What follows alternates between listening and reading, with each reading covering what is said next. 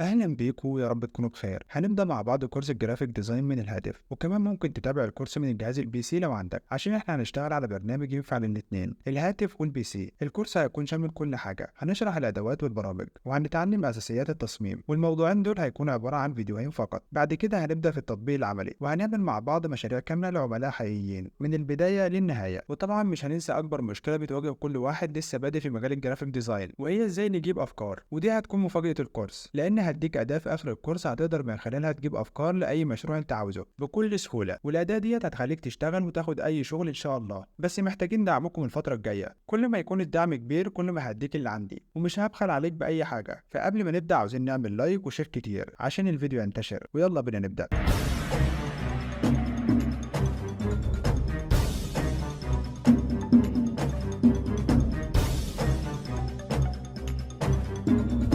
في الكورس ده هنشتغل على برنامج فوتوبيا، يعني البرنامج الأساسي بالكورس هيكون فوتوبيا، وممكن نحتاج بعض البرامج الإضافية في بعض الحالات ومش هتكون كتير. ففي الفيديو ده هنعرف ازاي ننزل البرنامج على الهاتف أو البي سي، وازاي نسجل عليه، وازاي نتفادى كل الملاحظات اللي ممكن تظهر لك في البرنامج. بعد كده هنشرح أدوات البرنامج بالتفصيل وبطريقة سهلة وبسيطة. ويلا بينا نبدأ. هنمشي مع بعض خطوة بخطوة. أول حاجة ازاي نحمل التطبيق على التليفون من الموقع الرسمي، عشان مش هتلاقيه على جوجل بلاي. هنفتح متصفح جوجل بالشكل ده ونكتب في البحث فوتوبيا. بعد كده هتختار أول نتيجة بحث، هيفتح لي الموقع بالشكل ده. احنا ممكن نشتغل على الموقع الرسمي على طول عادي، أو تنزله كتطبيق. وعشان تنزله كتطبيق هتضغط على الثلاث نقط دول، وبعدين تضغط على تثبيت التطبيق، وبكده هيثبت معاك بالشكل ده، وهيظهر لك بره كتطبيق بالشكل ده. وبكده خلصنا اول مرحله، وهي تثبيت البرنامج. عاوزين نسجل في البرنامج عشان نعرف نحفظ شغلنا عليه. بعد ما نفتح البرنامج هنلاقي في الشريط اللي فوق ده كلمه اكونت باللون الاحمر بالشكل ده، هنضغط عليها هيفتح لي الصفحه ديت، وهنضغط على لوجن. هيقول لك انت عاوز تسجل بايه، بجوجل ولا فيسبوك وهكذا. فاحنا هنختار جوجل، وبعدين نختار الايميل اللي هسجل بيه. هنلاقي كلمة اكونت بقت باللون الاصفر بالشكل ده، وده معناه ان احنا سجلنا في البرنامج، وبكده تقدر تحفظ شغلك عليه. وهنعرف ازاي كمان شوية. المرحلة اللي بعد كده ازاي تبدأ مشروع جديد، وتختار الاعدادات الصح لتصميمات السوشيال ميديا او المطبوعات. هنضغط على نيو بروجكت عشان نبدأ مشروع جديد. هيفتح لك الصفحة الخاصة باعدادات المشروع. هنا هنكتب الاسم، وبعدين نختار المقاسات. وهنا هنلاقي كذا وحدة ممكن نستخدمها، زي البكسل والبرسنت والسنتيمتر والمليمتر. واكتر وحدتين بنستخدمهم هي البكسل والسنتيمتر. البكسل بتكون لتصميمات السوشيال ميديا، والسنتيمتر بتكون لتصميمات الطباعة. هختار البكسل واخلي المقاس بتاعي 2000 في 2000. بعد كده الدي بي ال اللي هي الريزولوشن، بتكون 100 في حالة تصميمات السوشيال ميديا، وبتكون 300 في حالة تصميمات المطبوعات.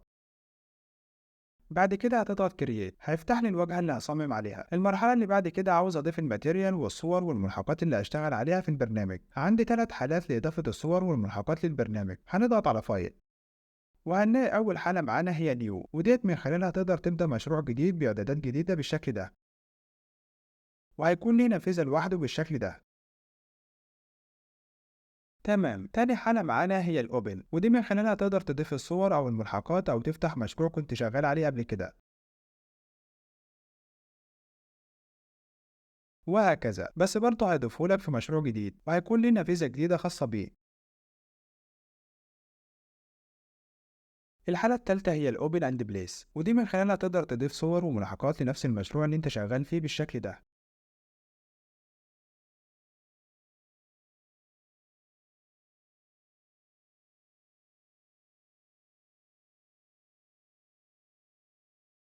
بعد كده المفروض تعمل بي اس دي خاصة بالمشروع بتاعك عشان تحفظ عليها شغلك اللي انت بتعمله، وتقدر ترجع للمشروع بتاعك في اي وقت. بعد كده من فايل هتختار سيف از بي اس دي،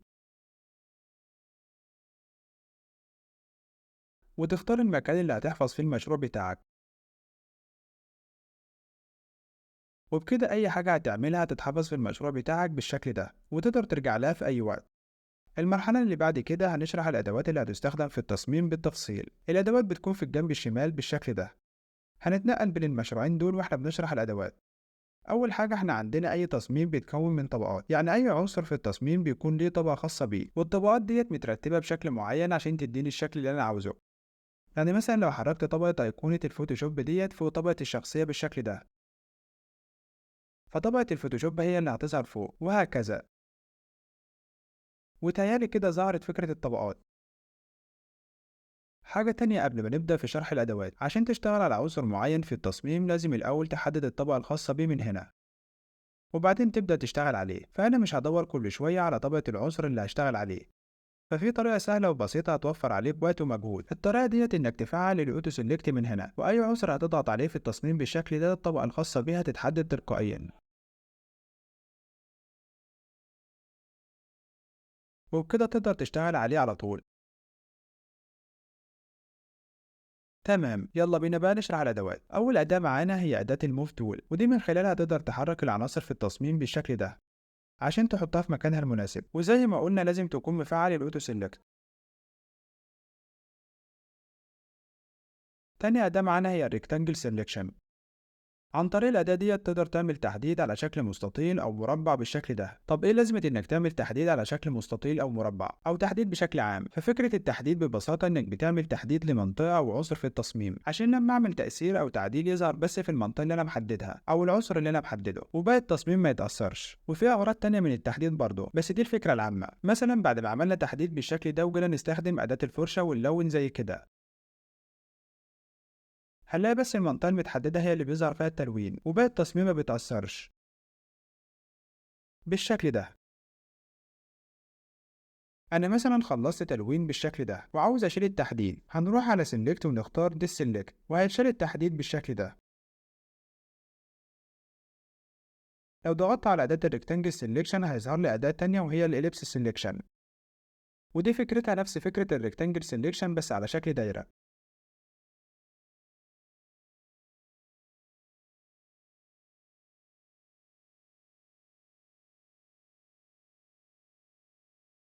ملحوظة صغيرة قبل ما نشرح الأداة اللي بعد كده، مثلا لو عملت خطوة غلط وعاوز ترجع فيها من إيديت هتختار ستيب باكورد،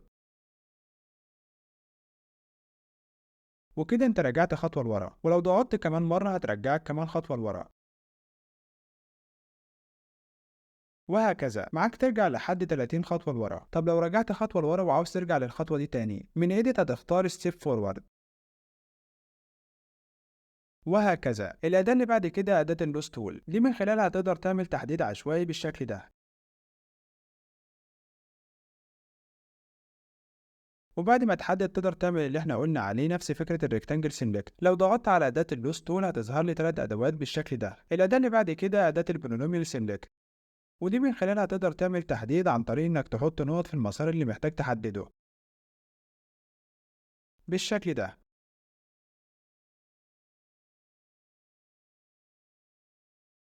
الأداة اللي بعد كده أداة الماجيك تلوس سيلكت،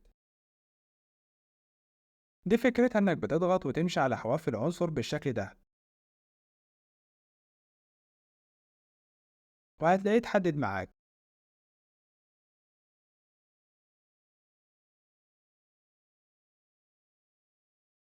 بس ما بيكونش التحديد دقيق. بعد كده أدوات الأوبجكت سيلكشن، وهنروح على المشروع التاني عشان نشرح عليه الأدوات ديت. الأداة اللي عليها الدور هي الماجيك سيلكشن، ودي فكرتها إنها بتحدد لون معين في التصميم. يعني عندي مثلا الكلمة ديت باللون الأخضر، لو ضغطت على حرف البي هيتعرف على اللون الأخضر وهيحدد لي الحرف بالشكل ده. ومثلا بعد ما تحدد الشكل، من ضمن الحاجات اللي ممكن تعملها انك تاخد العنصر اللي انت حددته ده كوبي وتستخدمه بشكل تاني. من ايديت هتختار كوبي، وبعدين من ايديت هتضغط بيست، وبكده اتنسخ عندي بالشكل ده.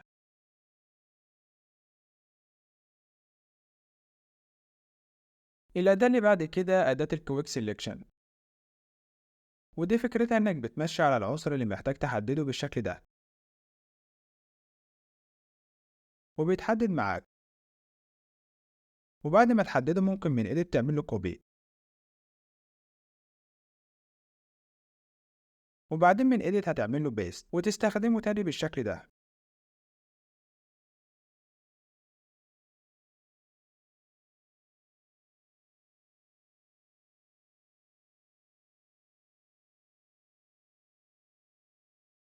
الأداة اللي بعد كده أداة الأوبجكت سيلكشن. فكرة الأداة ببساطة إنك هتعمل مربع حوالين العنصر اللي محتاج تحدده، والبرنامج هيتعرف عليه ويحدده بالشكل ده.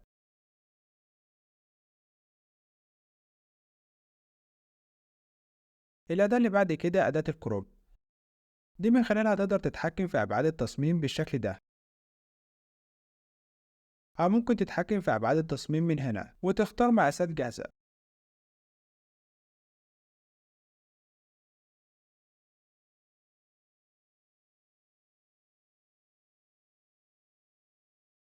الأداة اللي بعد كده أداة الإيدروب. فكرة الأداة ببساطة مثلا أنت لو عاوز تاخد لون معين من عنصر في التصميم عشان تستخدمه في حاجة تانية، فهنستخدم أداة الإيدروب. بكل بساطة هنضغط على العنصر اللي محتاجين ناخد منه اللون، وهنلاقي اللون بيتغير هنا بالشكل ده بنفس اللون اللي احنا ضغطنا عليه. بعد ما اخترت اللون ممكن تستخدمه في أي حاجة بعد كده.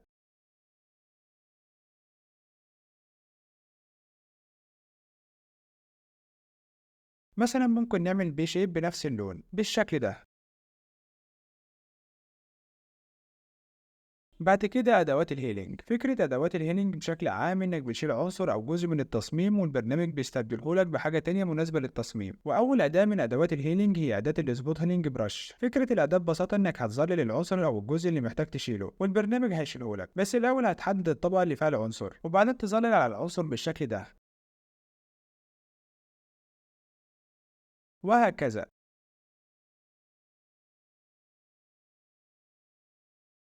بعد كده أداة الهيلينج براش تول. دي فكرتها إنك بتعمل استنساخ لعنصر أو جزء في التصميم بنفس البيئة المحيطة بيه في مكان تاني.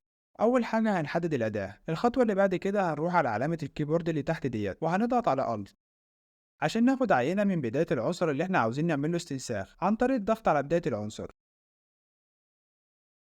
بعد كده هنضغط على الألت تاني عشان نلغي تفعيله. بعد كده هنبدأ نعمل استنساخ للعنصر في المكان اللي احنا عاوزينه، بس هنتحرك بشكل موازي للعنصر اللي محتاجين نعمله استنساخ بالشكل ده، وهكذا. الأداة اللي بعد كده أداة الباتش تول. دي فكرتها إنك بتحدد عنصر معين في التصميم وبعدين تاخد الجزء اللي أنت حددته وتحركه على مكان في التصميم عاوز تستبدله بيه بالشكل ده.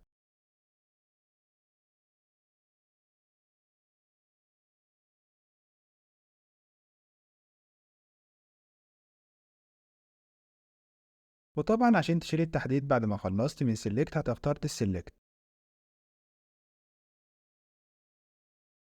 بعد كده أداة البراش تول اللي هي أداة الفرشة، ودي غنية عن التعريف، تستخدم في التلوين والرسم بالشكل ده.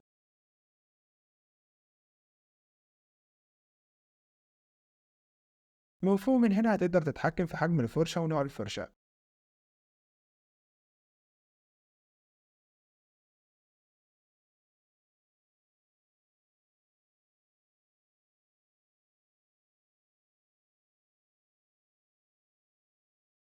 الأداة اللي بعد كده أداة الكلون تول، ودي فكرتها تشبه أداة الهيلينج براش تول. هتحدد الأداة ومن علامة الكيبورد اللي تحت ديت هتضغط على Alt وبعدين هتاخد عينة للعنصر اللي عاوز تعمله استنساخ. يعني هتضغط ضغطة واحدة على بداية العنصر. مثلا أنا عاوز أعمل استنساخ للكلام اللي مكتوب ده، هاخد عينة من بداية الكلام. بعد كده هضغط على Alt تاني عشان ألغي تفعيله وبعدين هروح على المكان اللي عاوز أعمل فيه استنساخ وأمشي بشكل موازي للعنصر اللي أنا عاوز أعمله استنساخ بالشكل ده.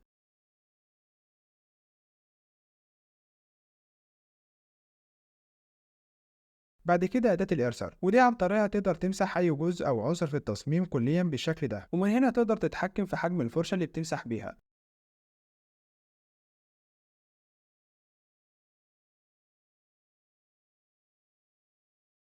بعد كده أداة الجريدينت. مثلا لو عملنا شيد بالشكل ده وعاوزين نلونه ونعمل له جريدينت، فمش هيرضى يعمل معانا بالشكل ده. ليه بقى؟ عشان تعمل جريدينت لأي حاجة لازم تعمل لها ماسك من هنا الأول وبعدين تروح تعمل لها جريدينت بالشكل ده، هتسحب من البداية للنهاية. الأداة اللي بعد كده أداة البلور، ودي من خلالها تقدر تعمل تشويش أو بلور. من هنا هتتحكم في حجم الفرشة اللي هتعمل بيها، ومن هنا هتتحكم في قوة البلور وبعدين تعمل بلور للعنصر بالشكل ده. الأداة اللي بعد كده أداة الدوج تول، دي من خلالها تقدر تعمل إضاءة لأي عنصر في التصميم.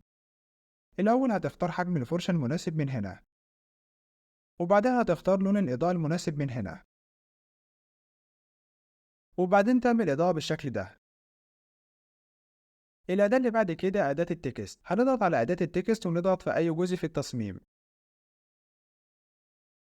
ونكتب اللي احنا عاوزينه، وعشان نغير اللون أو نوع الخط أو حجم الخط هنضغط مرتين على الكلمة ونحددها بالشكل ده، وبعدين هنختار نوع الخط من هنا.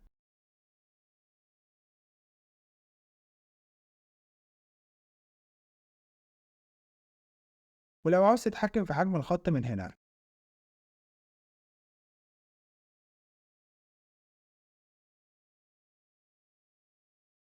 وفي طريقة تانية تتحكم بيها في حجم الخط بسهولة، هتحدد طبقة الخط وبعدين من ايديت هتختار فري ترانسفير، هيعمل لك مربع حوالين الكلمة بالشكل ده، ومنه تقدر تتحكم في حجم الخط بكل سهولة.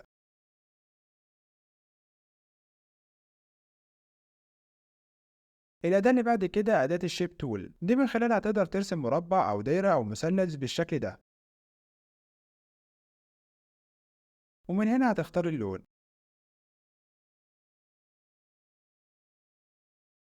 ولو عاوز تعمل بوردر خارجي هتضغط هنا وتختار لون البوردر، ومن هنا هتتحكم في حجم البوردر.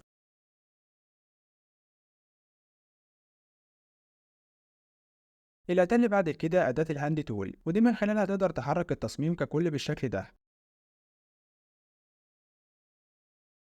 الأداة اللي بعد كده أداة الزوم تول، دي من خلالها تقدر تعمل تكبير أو تصغير للديزاين ككل بالشكل ده.